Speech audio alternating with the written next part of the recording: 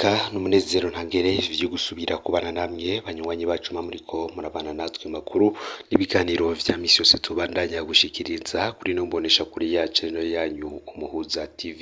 Uyu mwaka tugiye kubagezako amakuru ariko agizweko muri kano gatondo ko kuri uyu wa kabiri igenekerezo ya gatandatu ruheshi uyu mwaka w'ibihumbi 2023. Namakuru tuza kugaruka kuri vyinshi bigiye bitandukanye cane cane ko biriko birabera mu biro vy'umukuru w'igihugu. Kuri ubu umunyabigega mu biro vy'umukuru w'igihugu hamaze iminsi ine mw'ibohero rikuru rya Mpimba. Uyu akaba azira gushingira intahe umukozi mugenzi we apfunzwe kuri dosiye y'amafaranga agera ku miliyaridi yibwe. Abakurikiranwa kuri iyo dosiye bikavugwa ko atari bo boba barayanyuruje. Abatari bake kandi mu biro vy'umukuru w'igihugu bakaba bamenyesha ko uwitwa Nsabimana Marie Claire harenze imyaka irenga 20 ahakorera amabanga ajejwe, akaba ari umunyabigega ico bita comptable mu gifaransa. Abatari bake rero bakaba bamuvuga nk'umuntu w'intungane atamenyereye mu manyanga canke ubusuma mu bibera mu biro vy'umukuru w'igihugu. Iyi nkuru tukaza kwigaruka ko ku buryo burambuye ntuze gucikwa. Imbere ko rero tubageza ko iyi nkuru ku buryo burambuye, reka tubanze tubabwire ibirabana n'umutambukanyi w'umukuru w'igihugu Angelina Ndayishimiye. Yoba yarakiriye umuserukizi w'igihugu ca Canada mw'ishirahamwe ry'ubumwe bwa Afrika. Uwo mutegetsi akaba yarashimiye ibikorwa birangurwa n'umutambukanyi w'umukuru w'igihugu Angelina Ndayishimiye cane cane mu guteza imbere amagara y'abantu hamwe n'iterambere ry'abakenyezi. Ambasaderi Stefan Jobe asanzwe yavukiye mu ntara ya Gitega yamenyesheje ko hazoshigikira cane umutambukanyi w'umukuru w'igihugu mu bikorwa vyo gutsimbataza amahoro mu gihe asanzwe ari waserukira ishirahamwe ry'abatambukanyi b'abakuru b'ibihugu vya Afrika bishinze guharanira amahoro mu perezida. Tuzibutse kandi ko uyu mutambukanyi w'umukuru w'igihugu Angelina Ndayishimiye yoba yarakiriye uyu ambasaderi igenekerezo ya kane ruheshi uyu mwaka w'ibihumbi 2023 umuserukizi w'igihugu ca Canada mw'ishirahamwe ry'ubumwe bwa Afrika. Mukanya rero tukaba tugiye kubageza ko inkuru irabana na biriya vyabereye mu biro vy'umukuru w'igihugu. Fyonda subscribe canke sabone biroteri wafyenda kugira ngo tuja ucikanwa n'amakuru n'ibiganiro tubandanya gushikiriza. Sangiza kandi n'amakuru bagenzawe aho bari hose kugira ngo nabo batuja bacikanwa nabiriko biravugwa bigezwe ku ngama mu gihugu c'u Burundi, hanze y'imbizi igihugu c'u Burundi ndetse no mu makungu ya kure. N'Umuhuza TV nkwaye ikaze muri ano makuru. Uko narimejeje kubabwira mupfunyafunyo umunyabigega mu biro vy'umukuru w'igihugu amaze iminsi ine mw'ibohero rikuru rya Mpimba. Uyu akaba azira gushingira intahe umukozi mugenzi wapfunzwe kuri dosiye y'amafaranga agera ku miliyaridi yibwe mu biro vy'umukuru w'igihugu. Abakurikiranwa kuri iyo dosiye bikavugwa ko atari bo bayanyuruje. Abatari bake rero mu biro vy'umukuru w'igihugu bamenyesha ko uwitwa Nsabimana Marie Claire amaze imyaka 20 irenga akorera mu biro vy'umukuru w'igihugu. Amabanga yari ajejwe akaba hari umunyabigega ico bita comptable mu gifaransa. Abatari bake kandi bakaba bamuvuga nk'umuntu w'intungane atamenyerewe mu manyanga canke ubusuma mu bibera mu biro vy'umukuru w'igihugu. Nsabimana Marie Claire ubu hapfungiwe mw'ibohero rikuru rya Mpimba aho yatwawe ku munsi wa gatanu w'indwi iheze. Abakozi bo mu biro vy'umukuru w'igihugu bamenyesha ko ifatwa ryiwe ryoba rifitaniye isano no kuba yaragiye gushingira intahe mu butungane mu bakozi bo mu biro vy'umukuru w'igihugu witwa Nzishura Richard.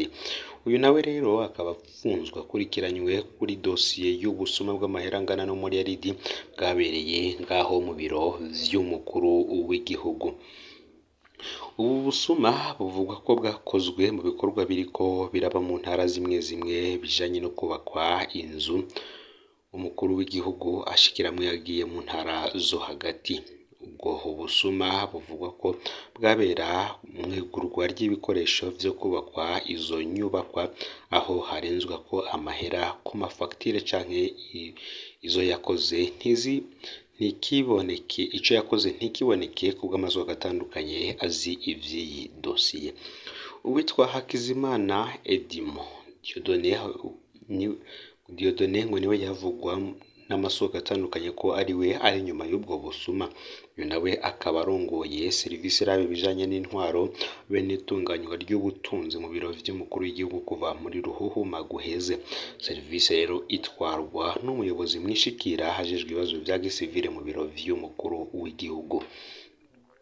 Amakuru dufise nuko abariko baragomba kwegekwa ko iyo dosiye ari abari babonetse nk'abagerageje gushira habona amanyanga muri iryo sahurwa ry'ubutunzi bw'igihugu mu gihe ryariko riraba.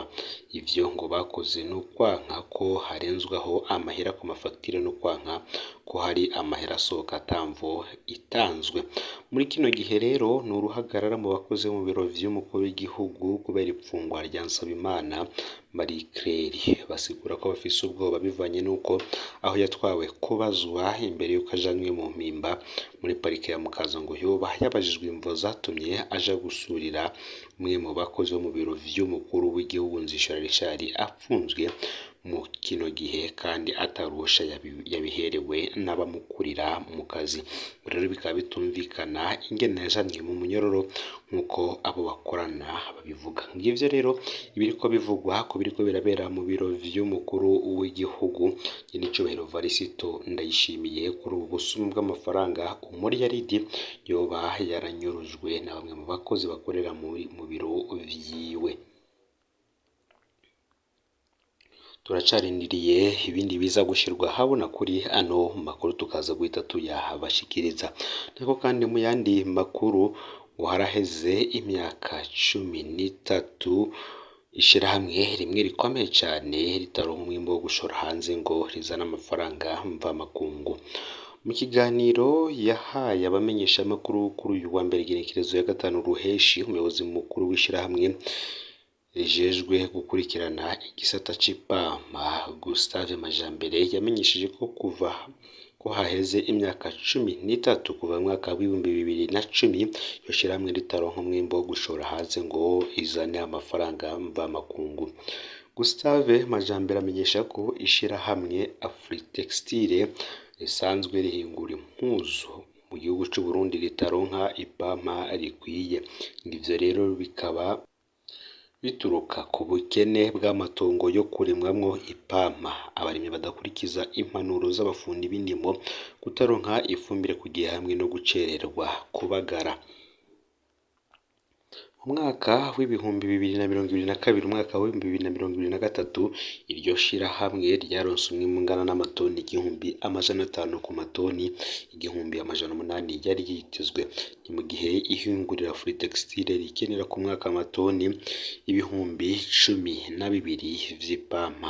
Ikindi nuko muri uyu mwaka w'ibihumbi 2023 umwaka w'ibihumbi 2024 naho nyene iryo shirahamwe ngo ritazokwiza ayo matoni akenerwa na Afritextile kuko ritegekanya kuronka umwimbu ungana n'amatoni 3,000 gusa.